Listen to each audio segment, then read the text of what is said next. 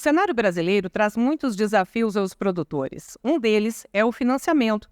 Para tratar dos desafios do crédito agrícola para o desenvolvimento sustentável da agricultura brasileira, convido então o moderador do nosso primeiro painel da tarde, o diretor superintendente da Cressol Norte Paranaense, o senhor Ricardo Garcia.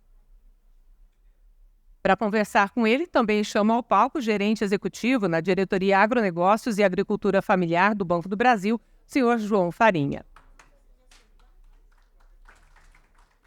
O diretor-presidente do Banco Regional de Desenvolvimento do Extremo Sul, BRDE, senhor Wilson Lipski, por favor. E o diretor do Departamento de Inovação para a Agropecuária do Ministério da Agricultura e Pecuária, senhor Alessandro Cruvinel.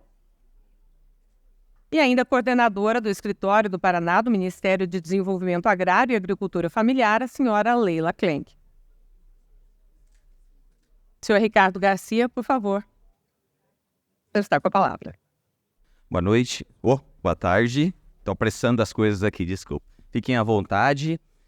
E me apresento, então. Fui promovido a presidente. Obrigado pela colocação. Diretor executivo da Cressol Norte Paranaense. Eu estou representando aqui o presidente da Confederação da Cressol, Cooperativa de Crédito, o Cledir. Ele designou para a gente fazer esse grande debate com especialistas aqui do ramo e primeiramente agradecer a oportunidade ao parceiro de ter convidado para fazer parte desse debate, a BDE também, ao Godoy que passou também o convite aqui para estar representando e obrigado pela presença de vocês aqui para a gente discutir um pouquinho da inovação, do crédito, dos instrumentos do governo, enfim, de tudo que a gente pode aprimorar e agregar ainda mais para a nossa agricultura no Brasil, que é tão forte, né? Então, primeiramente, quero cumprimentar aos nossos colegas da mesa aqui, né? Primeiramente, ao João Farinha, que é gerente executivo da Diretoria de Agronegócio da Agricultura Familiar do Banco do Brasil. Ele já foi superintendente regional do Paraná e superintendente regional de atacado do Centro-Oeste do Banco do Brasil também. Possui formação MBA em Finanças na IBMEC e graduação em Administração de Empresas pela Universidade Federal do Rio Grande. Então, agradeço a presença também ao Wilson Bley, BRDE é parceiraço aí do cooperativismo das instituições bancárias também. Então, diretor-presidente do Banco Regional já se apresentou aqui também um pouquinho, né, Wilson? E é formado, então, em Direito pela Universidade Católica do Paraná, PUC, e pós-graduado no Instituto Brasileiro dos Estados Jurídicos, em Direito Contemporâneo. Tem uma vasta experiência na gestão pública, foi superintendente do Paraná Cidade, secretário estadual de Desenvolvimento Urbano do Paraná, SEDU, e conselheiro da Agência de Fomento do Estado do Paraná. Agradecer também ao Alessandro Cruvinel, que hoje atualmente é diretor do Departamento de Inovação, de Inovação para Agropecuária do Ministério da Agricultura, Pecuária, o MAPA, né, Cruvinel? Foi coordenador do Programa Nacional MAPA e gerente de acesso a mercados, Secretaria de Inovação de Negócios da Embrapa e é mestre em Administração Rural e Desenvolvimento e graduado em Agronomia pela Universidade Federal de Lavras e possui especialização de Marketing Fundação Getúlio Vargas. E por fim, agradeço a Leila Klenk, coordenadora geral do Escritório do Paraná do Ministério do Desenvolvimento Agrário Familiar, né, o MDA, ex-prefeita do município Lapa, no estado do Paraná, trabalhou mais de 30 anos no Instituto de Desenvolvimento Rural do Paraná, antiga Imater, e é graduada mestra em Agronomia pela Universidade Federal do Paraná. Então, hoje, nós teremos grandes especialistas aqui no tema para a gente discutir um pouquinho mais. Então, para iniciar o nosso debate e ter essa conversa bem acalorada, que a gente sabe que em uma horinha a gente não consegue falar tudo aqui, a gente precisaria talvez de 1, 2, 3 dias para ficar falando, mas a gente vai iniciar questionando um pouquinho, né? O nosso debate é sobre os desafios do crédito e agricultura para o desenvolvimento sustentável da agricultura. Então, a gente sabe que a busca constante na eficiência, na sustentabilidade e tecnologia no campo é uma característica expressiva do agronegócio brasileiro. É uma coisa que a gente vem buscando dia após dia, né, nessa questão. E para iniciar o nosso bate-papo, já vou direcionar uma pergunta ao Alessandro Cruvinel. como que as políticas públicas, Alessandro, e iniciativas governamentais podem se tornar ainda mais acessível, se tornando um instrumento de sustentabilidade, gerando um ambiente eficiente, justo e produtivo, né? Então, como é que a gente faz para ainda mais implementar? A gente sabe que tem um monte de coisa acontecendo, mas como é que, na tua visão, a gente pode aprimorar ainda mais? Obrigado, Ricardo. Aqui a gente já pode utilizar os 10 minutos ou focar na pergunta? Tá bom, muito bem. Obrigado pela pergunta, boa tarde a todas e todos. Obrigado pela oportunidade de estar aqui, representando a Renata Miranda, nossa secretária de Inovação. Quem ainda não a conhece, eu recomendo que procurem um pouco sobre as informações da Renata, secretária de Inovação. Ela tem feito um trabalho excepcional, muito bom na representatividade do Brasil lá fora, especialmente mudando a perspectiva um pouco do que o deputado Pedro Lupion falou aqui há pouco, né? A gente sempre sendo visto como o agro como um vilão, né? Que não faz as coisas como deveria fazer, e na verdade a gente está mudando esse jogo, né? Eu vou poder falar um pouquinho mais de políticas públicas, como você me perguntou, Ricardo, e vou abordar aqui uma estratégia importante que nós estamos fazendo lá no Ministério da Agricultura, que é a plataforma AgroBrasil Mais Sustentável, tá? O que acontece é que nós temos essa perspectiva, né, de que o Brasil pratica uma agricultura muito sustentável, e a gente sabe disso, né? Então foi dito aqui antes, nós sabemos que nós fazemos uma agricultura de altíssimo nível, tecnológica. Lá eu sou diretor do Departamento de Apoio à Inovação Agropecuária, então os assuntos que foram tratados anteriormente aqui, falando sobre inovação, ecossistema de inovação, também são assuntos que brilham meus olhos, mas eu não vou poder abordar muito esse assunto, porque é do próximo painel. Mas, além de muito inovador, é muito sustentável. Muito bem. Se a gente for lá fora e falar, nossa agricultura é sustentável, é suficiente? Então, não é suficiente, né? Eu tenho também, na minha história, na minha carreira, 12 anos trabalhando na indústria de alimentos, né? Então, cumprimento até o colega Paulo Silveira, que está ali, é CEO da Food Tech Hub. Então, ter feito um excelente trabalho também na indústria de alimentos, nos ajudando. E não adianta só falar, a gente tem que comprovar, né? Agora, nós temos as competências para mostrar que a nossa agricultura é sustentável, nós temos as informações.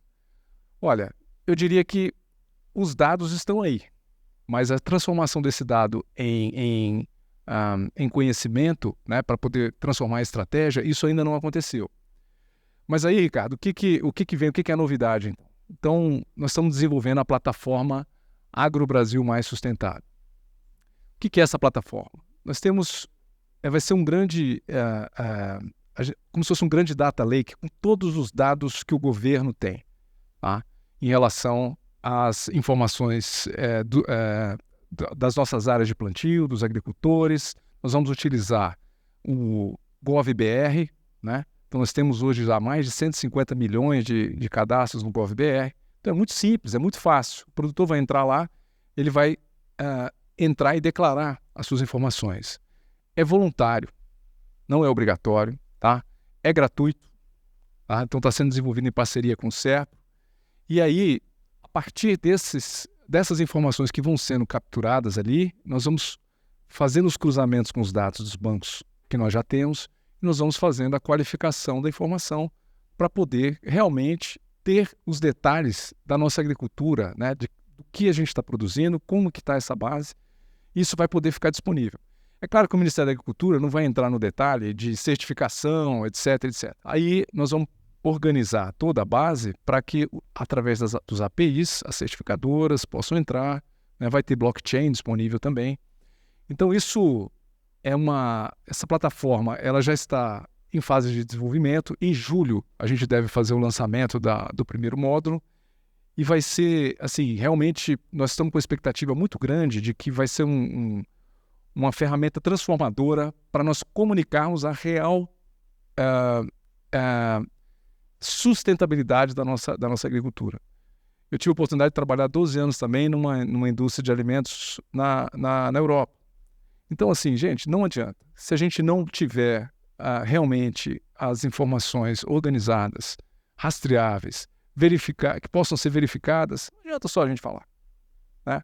Então, o que eu tenho para dizer em relação à política pública, a primeira é essa, uma grande mudança de approach, né, de como que o governo está se posicionando, como que o Brasil está se posicionando. A gente poderia se posicionar apenas reclamando, os mercados são exigentes, etc. e tal, mas tem outra forma. A gente pode também se posicionar.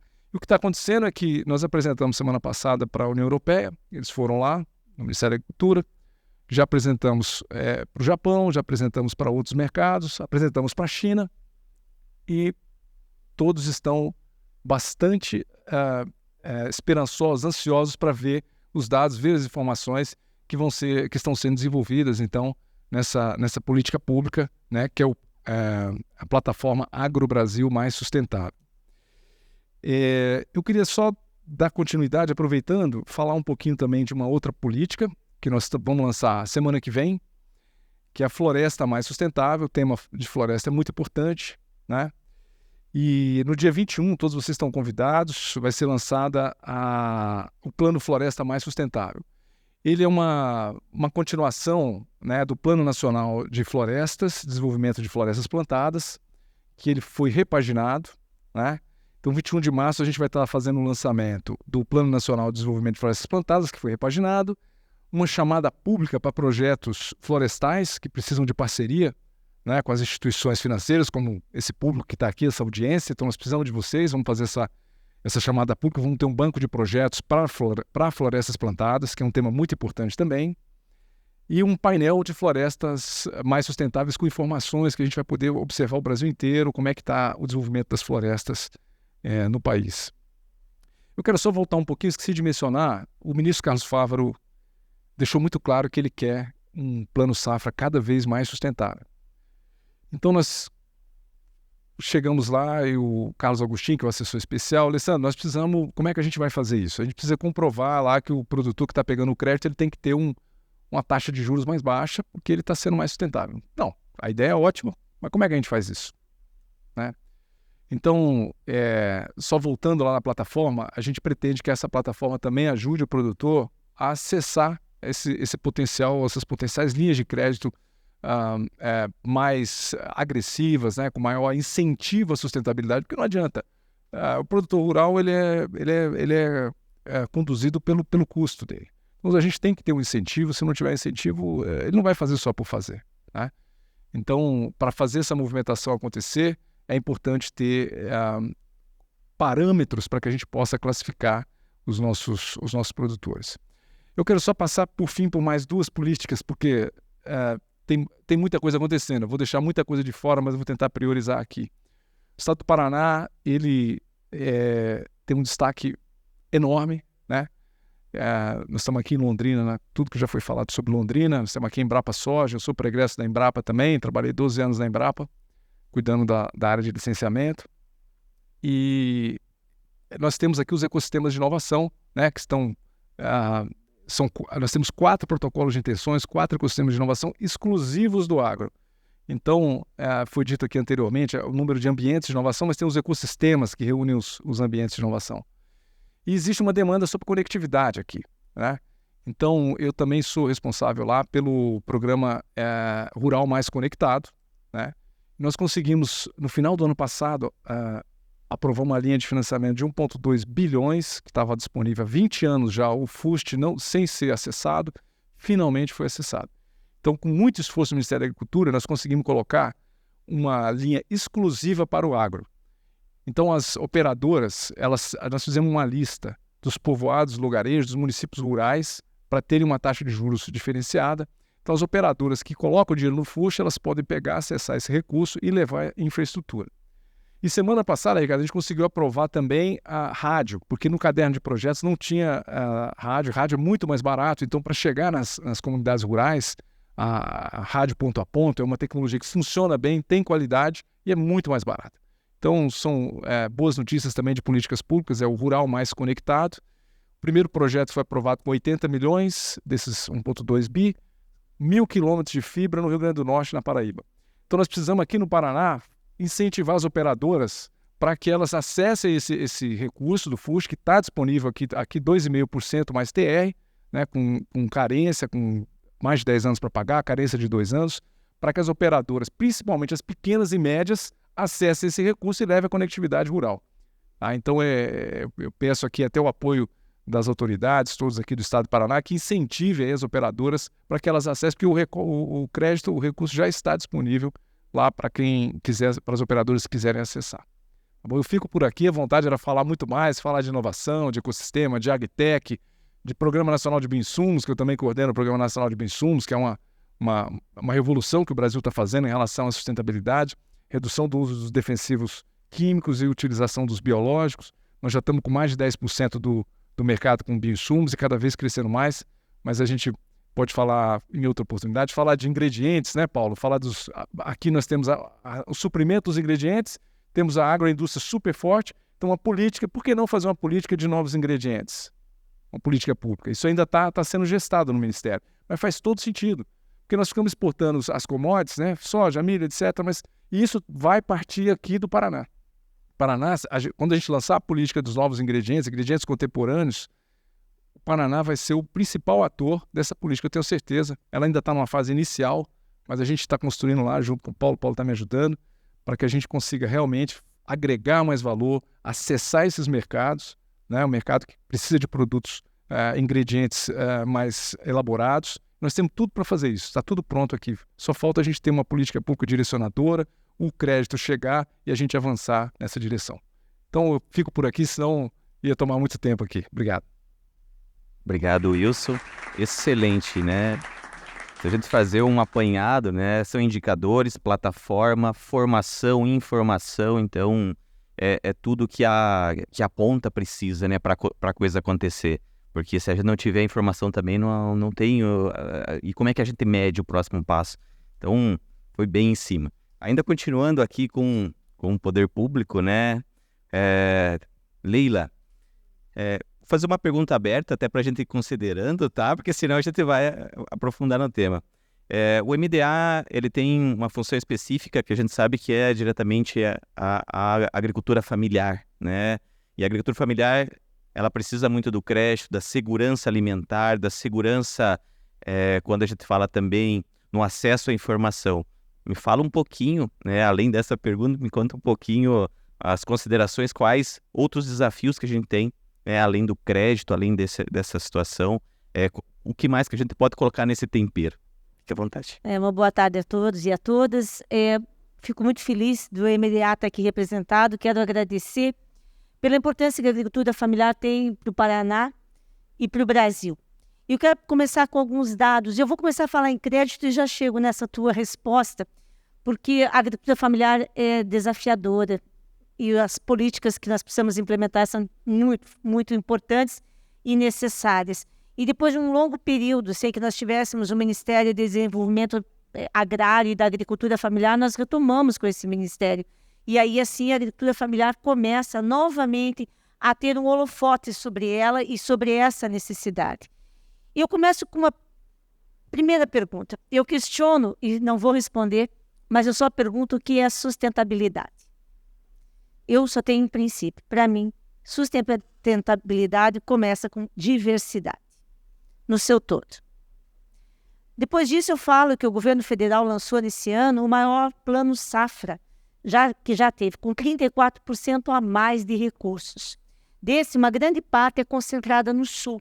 Mas, ao mesmo tempo que ela é concentrada no Sul, os volumes que são concentrados no Sul, a quantidade de contratos não são. Fica de fora, aqui, um dado importante que eu acho interessante. Peguei um dado de 2021 e 2022. 395 mil contratos, com um volume de mais ou menos 58 mil reais. No Nordeste, 750 mil contratos, com um valor individual per capita de 7.950. Nós hoje temos sobrando 15 bilhões de reais ainda desse recurso que não está sendo aplicado, que não está sendo acessado. E aí a gente pergunta por quê. Existem vários estudos. A despeito do plano do Pronaf e dos planos safras da agricultura familiar e dos últimos governos, dos últimos anos, eu comecei a trabalhar com o Pronaf em 1997 e eu sei a importância que isso teve para a agricultura familiar, principalmente até os anos 2006, 2008. foi um processo de inclusão fantástico, tanto que hoje nós temos, e eu tenho exemplos individuais, mas tem no Brasil todo, de pessoas que migraram do Pronaf para outras linhas de crédito. Isso foi de uma forma muito importante, o que tornou o Pronaf a política pública mais duradoura da agricultura no Brasil e é uma referência para o mundo todo. Nesse Plano Safra, nós incluímos agora, já trazendo as novidades, retomando o Plano Nacional de Crédito Fundiário, que era Terra Brasil até uns anos atrás, mas que voltou agora com uma novidade, que é a Terra da Juventude, com juros de 0,5%, um recurso de subsídio por adimplência de 40%, 25 anos para pagar, inclusive com a possibilidade de comprar terra de herança. Este recurso, que já vem caminhando ao longo dos anos, às vezes de uma forma melhor, às vezes pior, tem um estudo da FAO que mostra que ele foi mais importante para a inclusão social e para a diminuição da pobreza no campo do que o próprio Bolsa Família. Então, o Programa Nacional de Crédito Fundiário é uma grande novidade. E este ano ele está voltando com muita vitalidade e com muita inovação. E falando em inovação, que é daqui a pouco, vai entrar também no Programa de Crédito Fundiário o financiamento da internet, o financiamento da conectividade de novas máquinas e novas tecnologias e da agroecologia, que eu já começo agora a ir para esse lado aqui. A importância que tem. Mas, esse ano também, nesse programa, no Plano Safra, que o Plano Nacional de Crédito Fundiário aborda, também nós temos as compras diretas da agricultura familiar, que é o PAA, Programa de Aquisição de Alimentos, e o PENAI, que traz uma vitalidade para o campo. E esse ano também o governo federal, uma medida que já vinha do governo Dilma, mas agora se tornou uma lei obrigatória, 30% de todo o alimento consumido pelas instituições federais deverão ser da agricultura familiar. Vocês imaginem RUs, hospitais, presídios, o exército consumindo da agricultura familiar. E o que me assustou, que nós fazendo essa divulgação, vamos fazer um grande trabalho nesse sentido, é que uma instituição me respondeu, nós não temos nada a ver porque nós não consumimos nada da agricultura familiar. Eu falei, e o café e o açúcar? Não, mas nós exigimos padrão de qualidade. Nós temos padrão de qualidade, porque a agricultura familiar, ela produz para sua subsistência já com qualidade, mas ela vende com qualidade, ela segue as normas impostas no Brasil. Temos um desafio enorme pela frente, que embora esse Plano Safra tenha trazido como inovador, com subsídio de 3%, o governo do estado do Paraná tem colocado através da agência de fomento o juro 0%, através do Fundo da Pobreza, né, que faz esse subsídio, Wilson, eu não sei, é a FDE, né? De 0% para quem produz agroecologia, olerícolas, irrigação, poços artesianos. Eu trouxe aqui, teto cheio de coisas, vocês estão vendo que isso é coisa de quem foi professora e de quem é extensionista. A gente gosta de, às vezes, ter dados, né, para poder dar resposta. No Brasil todo, esse ano, uma grande inovação, agroecologia, agricultura orgânica, agrofloresta e bioeconomia. A bioeconomia entrou os painéis solares, aí bombou, mas não entrou outros projetos. Vejam a incipiência dos números, eu já tenho que ir encerrando aqui. Vocês vejam bem, no Brasil, nós tivemos os primeiros 7 meses até agora do Plano Safra, somente 211 contratos de agroecologia. Do Pronaf Bioeconomia, 14 mil. No Paraná, da agroecologia, 7 contratos. Do Pronaf B, que inclui aquele agricultor que tem uma renda bruta, aí até 40 mil reais, mas que não está na linha da pobreza. Muitos agricultores, a gente sabe que a renda bruta de venda, embora ele tenha uma qualidade de vida muito grande no campo, nós não tivemos nenhum contrato no Paraná, mas tivemos muitos no Nordeste. Então aqui eu quero só terminar colocando como isso um desafio. O grande desafio nosso é fazer a inclusão de uma agricultura de fato sustentável. Como extensionista eu posso dizer, para fazer um projeto, 5 minutinhos vai dar bem tempo. Para eu fazer um projeto de crédito para soja, as planilhas são perfeitas. O MCR é perfeito. O manual de crédito, o Banco Central tem todos os códigos. Em 15 minutos eu faço um projeto. Mas eles não questionam para mim quantas pulverizações de agrotóxico vai ter. Você vai ter 5 no pacote para a ferrugem da soja, quando muitas vezes não precisa nenhuma. E nós financiamos as 5. Agora, quando eu vou fazer um projeto de agroecologia, ou de um poço, ou de uma irrigação de 0,3 hectares, que foi o que aconteceu, de cenoura, nós não temos a possibilidade, porque não existe, o Banco Central ainda não determinou os códigos para fazer o policultivo, não tem como acessar. Para a agrofloresta, os códigos também não estão prontos. Tem um problema operacional, tem o problema de acesso pela questão fundiária, porque nós temos um problema fundiário gravíssimo e se exige documento do terreno formal. Então, nós temos essa dificuldade de acesso. As políticas do governo federal são extremamente inovadoras nessa área. Este ano, elas estão muito inovadoras. Agroecologia, bioeconomia, o Programa Nacional de Crédito Fundiário com viés agroecológico, com tecnologia no campo.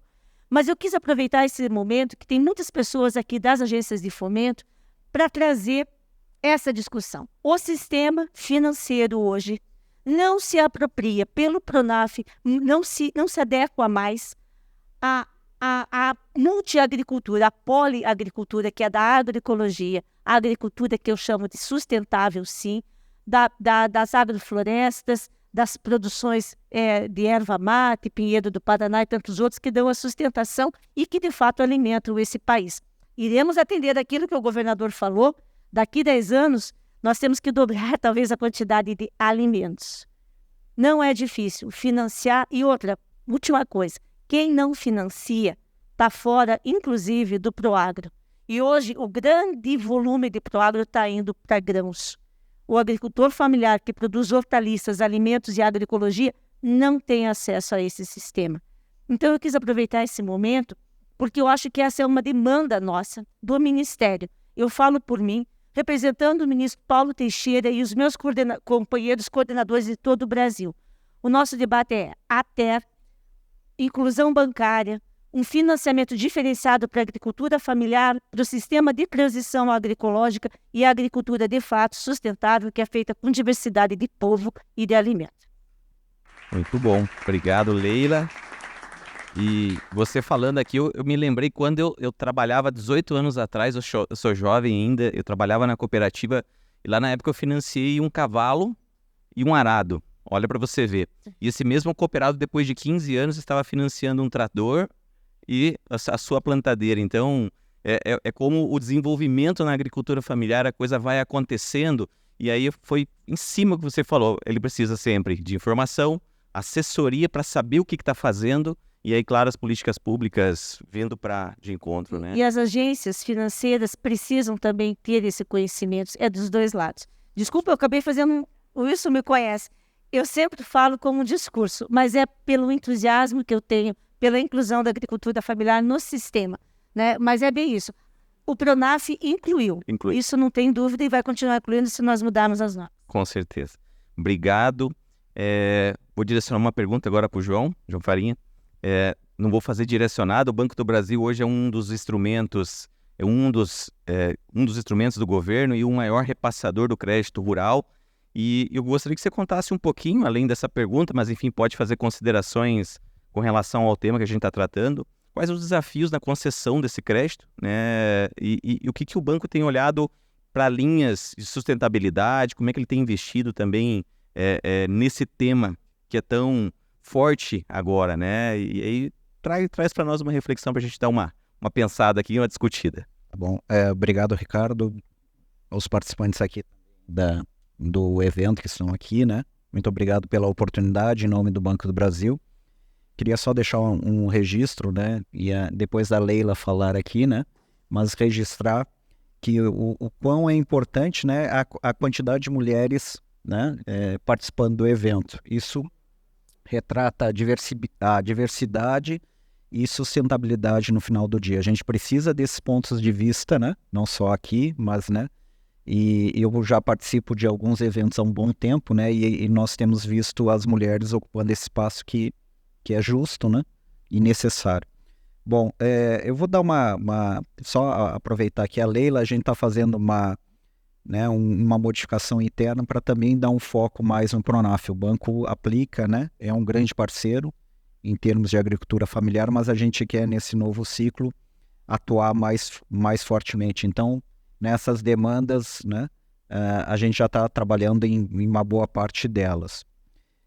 O Banco do Brasil, né, fechou o ano passado em torno, só em grandes números, só para dar rapidamente uma visão, em torno de 360 bilhões em seu saldo de carteira de agronegócio, 40 bilhões aqui no estado do Paraná, e em torno de 4 a 5 bilhões, 4 vou colocar aqui na região de Londrina e região, né? Então é uma característica, a gente reconhece, né?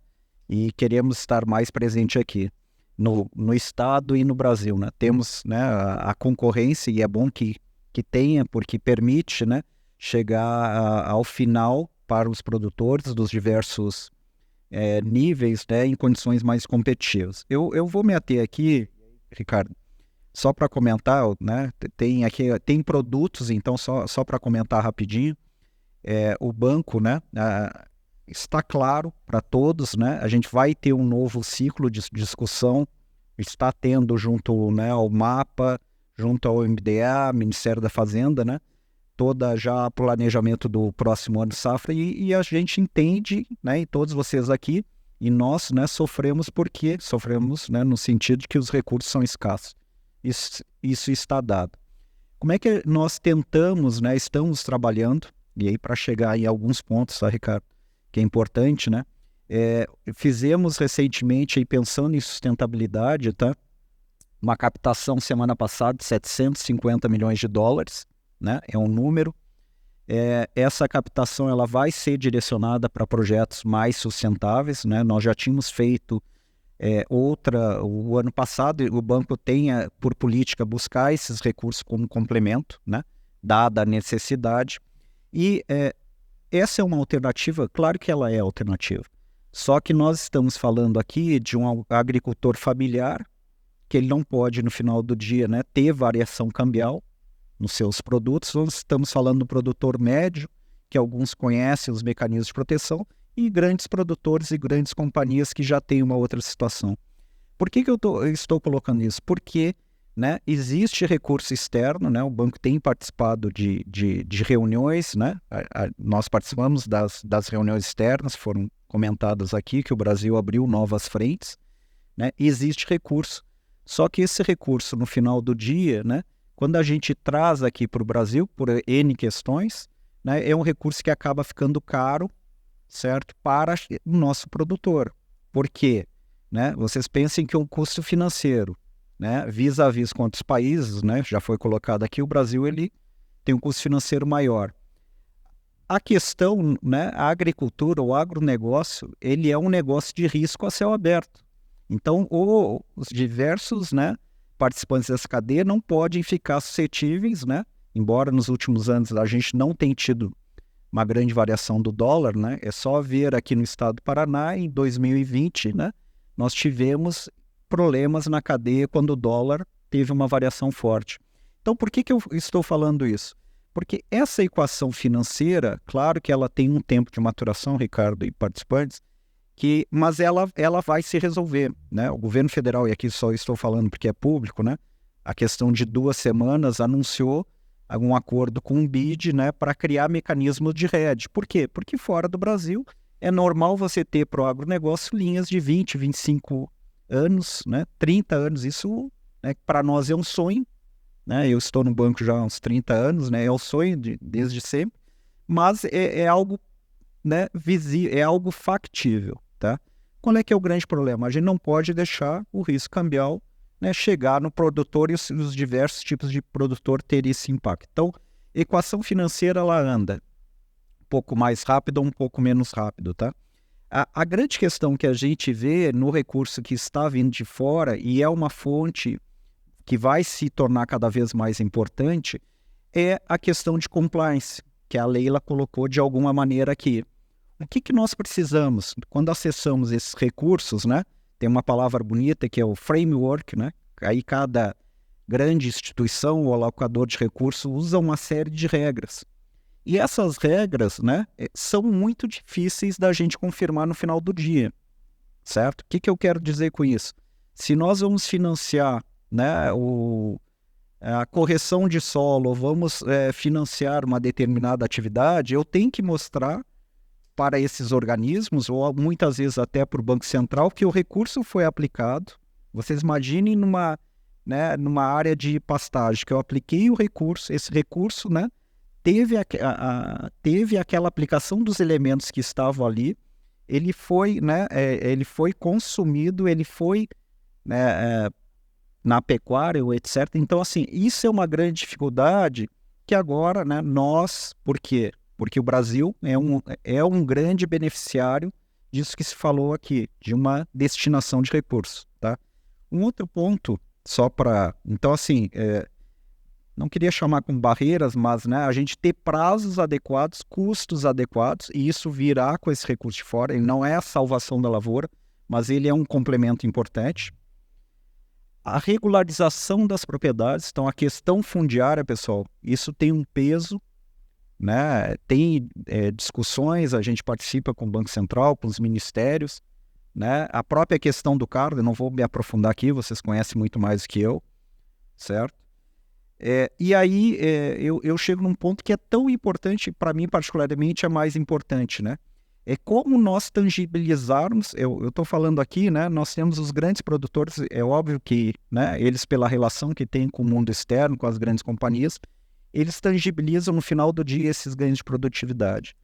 Mas o nosso desafio, e eu particularmente, o banco está trabalhando muito forte nisso, de acessar outras bases de recursos, que o recurso virá. Pode não ser ainda neste momento como nós queremos, tá? Como nós queremos, né, que chegue para o produtor. Agora, não é só o recurso. O recurso é uma parte importante, mas ele não resolve. O conhecimento, como nós trazemos esse conhecimento com a extensão, com a Embrapa, com a Emater nos estados. Então, esse é um assunto super importante, né? Como a gente chegar numa escala que, né, faça essa diferença. Porque, né, recursos teremos dificuldade. Não estou dizendo que o recurso amanhã está resolvido, tá? Mas eu só queria trazer esses pontos aqui, na nossa visão, né? Que são pontos, hoje a gente bate muito na questão de recursos. E temos que bater, não é isso. Não está resolvido, está longe. Mas tem outros pontos, tá? Que são muito importantes e a gente tem que se preparar. A gente tem que mudar um pouco disso, né? Eu gosto aqui, estava falando antes da reunião, bom, o produtor, né, esse ano teve toda essa questão de preço. Ok. Não vamos entrar na discussão se poderia ter protegido alguma parte. Ok. Só que tem um problema que já está dado no segundo semestre. É que o Estado, melhor do que ninguém sabe, que é o Porto.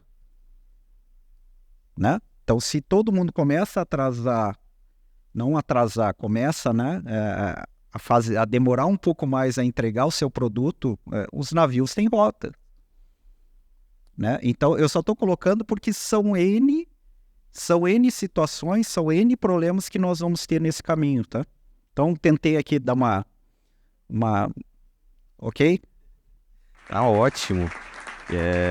A gente sabe que os recursos são limitados, então outras fontes são bem aceitas e claro que a rastreabilidade não é tão simples, né? A gente sabe que no Banco Central tem resolução, acho que 140, se não me falha a memória, já tem descrito isso, né? Que não podemos financiar, está descrito no MCR, que não podemos financiar instituições ou fazendas, enfim, que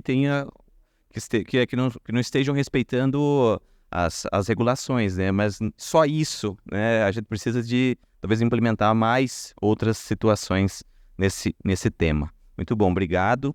Vou direcionar, então, ao Wilson Blen, né? Que é do BRDE. E na fala dele trouxe um pouquinho sobre o Banco Verde, Wilson. Eu fiquei bem interessado, se for possível, além das suas considerações, trazer quais iniciativas ou cases, né, que o BRDE do Extremo Sul aí vem desenvolvendo de inovação, de diferente. E aí fica até um recado para nós aqui também, para saber, né, o que tem feito de diferente. Bom, eu queria começar aqui só dizendo o seguinte, né, para toda corrida, o primeiro passo. Eu acho que eu quero aqui aceitar o desafio da minha conterrânea, Leila. Aliás, parceira, uma curiosidade, né? Ela é da minha cidade, da Lapa, da Grande Lapa, da onde Curitiba faz parte, né, na nossa região metropolitana. Então, exatamente. Ela foi prefeita, eu fui secretário, enfim, nós temos uma boa corrida, né, nessa questão aí de trabalhar o agro. Na Potencial também. Mas quem fala por último, às vezes tem algumas vantagens, né? Então eu queria dizer a Leila que eu acho que nós assumimos o desafio de ter e de fazer uma análise refletida desses dados. Eu acho que nós temos algumas dificuldades, mas nós temos um campo de possibilidades, principalmente dos bancos de desenvolvimento, de poder apoiar. Claro, dentro da sua capacidade, dentro do seu tamanho, dentro da sua atribuição, mas num diálogo a gente construir, né? Nós estamos aqui com o parceiro, que é o presidente da nossa instituição, da BDE, e nós precisamos efetivamente desse diálogo trazer destino a esses recursos. Com a questão da internet, aqui no Paraná nós estamos trabalhando muito forte na internet, já temos todo o mapeamento feito, já tem todo o mapeamento de quem são as operadoras, de quem pode levar a internet ao campo. Problema, estão extremamente alavancadas e às vezes o crédito não chega lá na ponta, mesmo tendo os recursos que vêm com preço muito acessível, né? Então nós temos que trabalhar e estamos trabalhando agora em fundos garantidores, em possibilidades outras aqui para poder dar uma celeridade dentro desse processo. Você falou exatamente o que cabe a nós, né? O que precisamos nós para poder alavancar ainda mais? Recursos. Os recursos são limitados. Por mais que a gente faça um plano safra ainda maior, nós vamos ter dificuldade, principalmente nessa divisão dos recursos. Eu saí de uma reunião agora cedo da OCEPAR.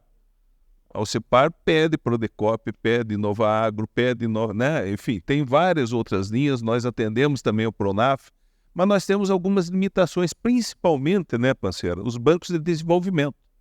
E aqui eu queria deixar um recado que vocês possam levar, né, nessa discussão nova. Eu já fiz isso com o Wilson, né? Eu já fiz isso com o Neri, na semana passada, na semana que vem nós vamos estar reunidos de novo com o Neri, que os bancos de desenvolvimento que não têm depósito à vista têm que ter um olhar especial, porque efetivamente nós realizamos não só a entrega do crédito, mas um papel que é fundamental aos bancos de desenvolvimento, o papel indutor. E é dessa forma que eu vou falar do Banco Verde. Nós podemos induzir da forma da entrega do crédito, da entrega diferenciada, com novas possibilidades, novas esteiras, um novo mecanismo, um novo ecossistema nessa entrega. Então, nós temos que ter uma diferenciação, porque aquele que tem depósito à vista tem um custo de dinheiro muito mais barato. E quando a gente vai competir de forma desigual, porque eu tenho que captar mercado com custo mais elevado para depois fazer a equalização lá na ponta. Então isso dá um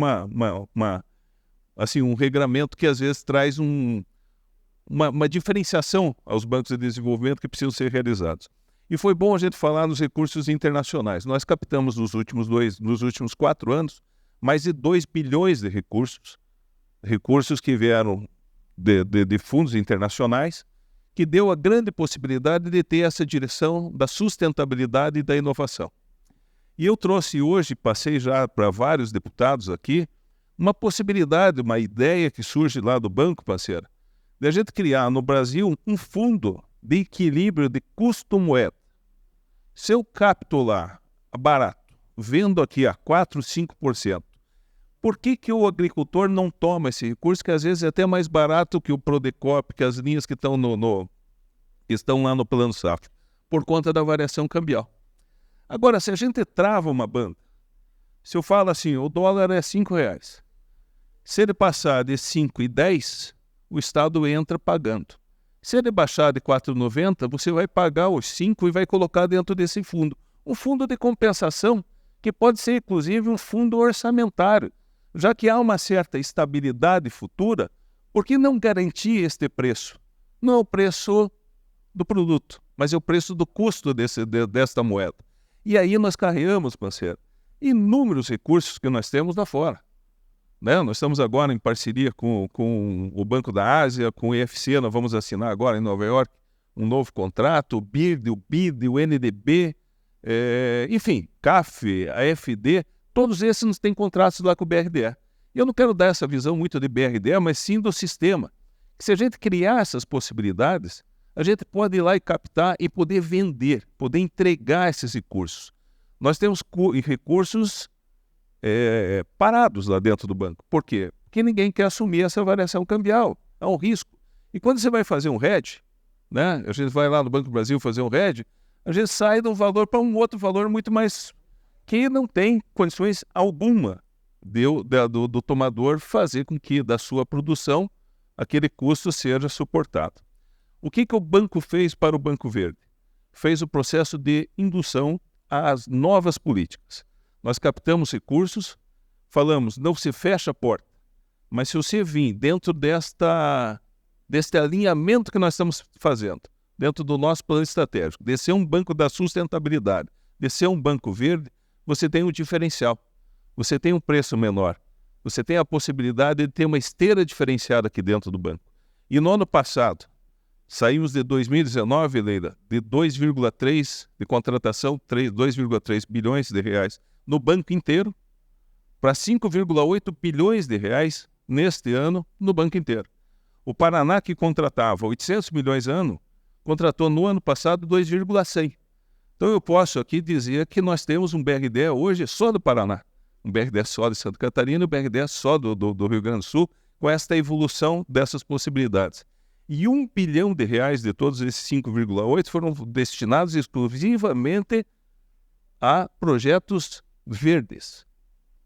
Então nós não fechamos portas, parceira, mas desta forma de induzir, de poder facilitar, de poder criar características diferenciadas, a população e os mutuários vêm junto conosco e começam a fazer a transformação.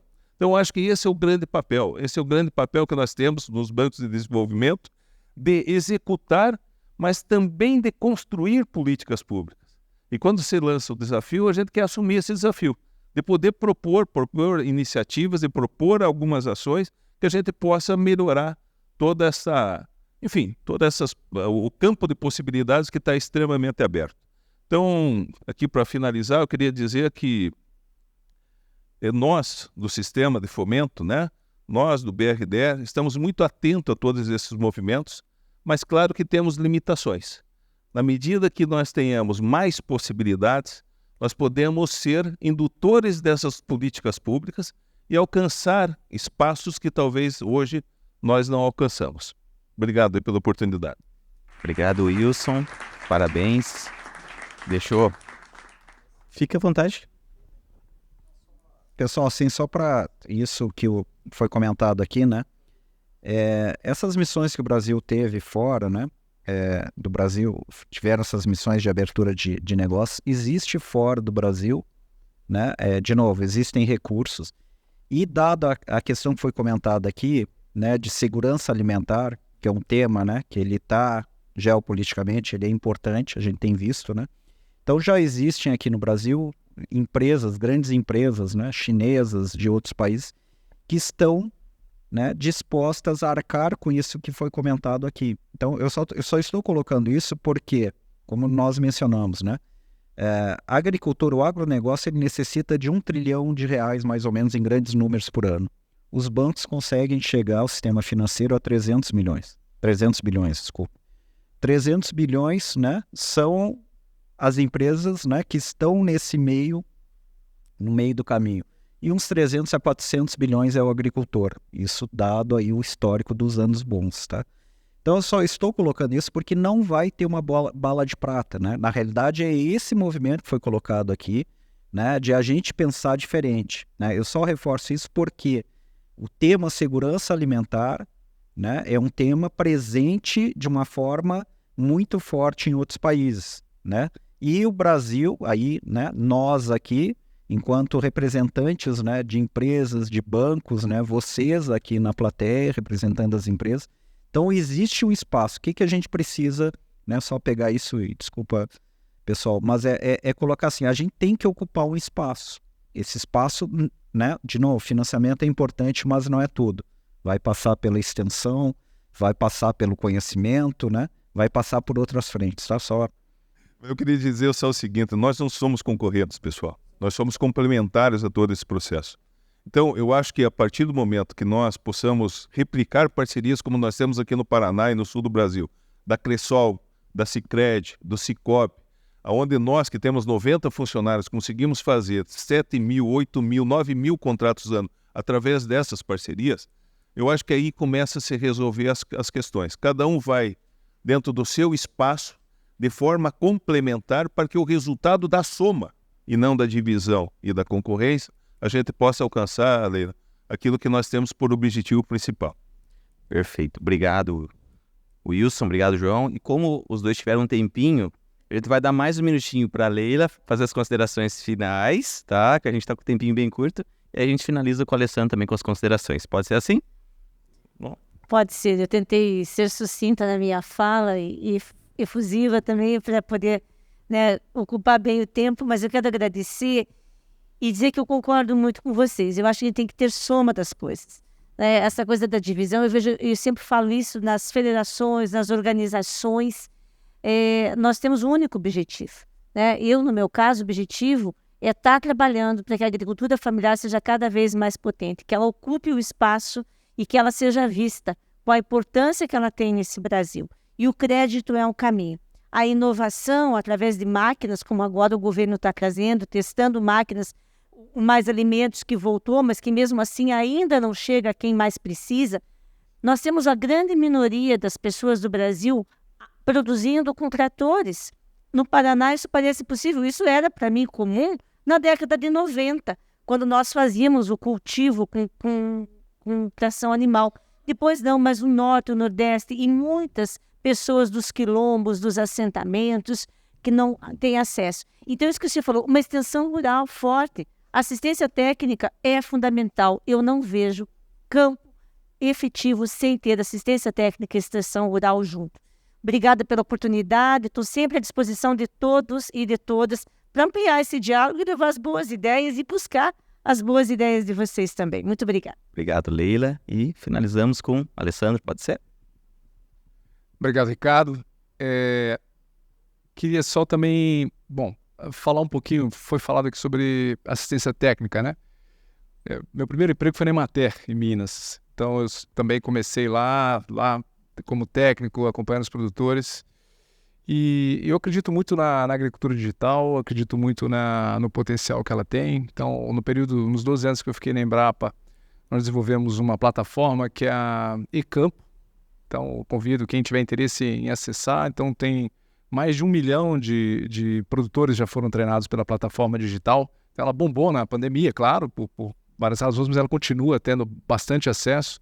Ela já está sendo acessada em 60 países, mas ela ainda não é bilíngue. Então, tenho conversado com a presidente Silvia Machuá para a gente poder fazer ela bilíngue, trilíngue, porque também é um cartão de visitas importante, mostrando o potencial da nossa Embrapa, né, levando essas tecnologias.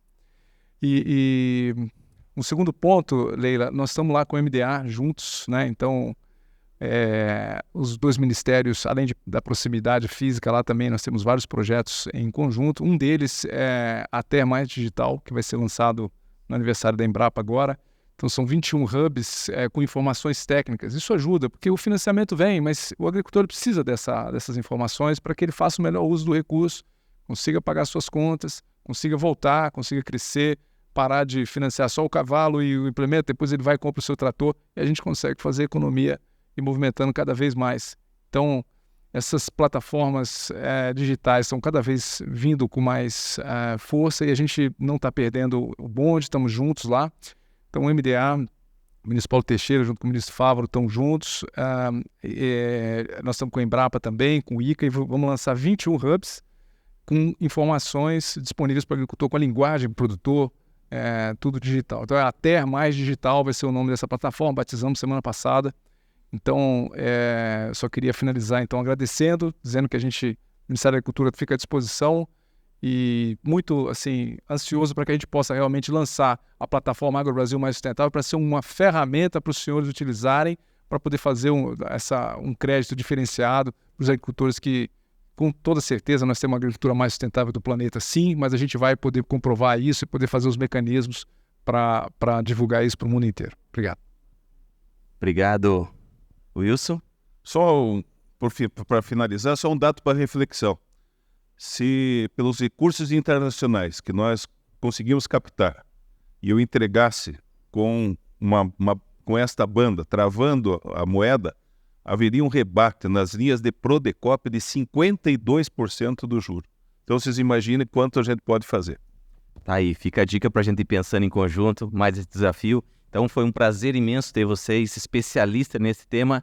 Como eu disse no início, se a gente ficasse aqui, passou esses 40, 50 minutinhos voando, se fosse para a gente discutir mesmo, a gente ficava mais tempo, mas além da discussão, acho que ficou bem marcado que a gente tem que colocar em prática, ir para ação, e cada um com a sua parte nesse desenho. Então, muito obrigado também a BDE pelo convite aqui, e vamos juntos nessa caminhada aí, que a agricultura e a sustentabilidade vai junto e desenvolva ainda mais o nosso Brasilzão. Obrigado.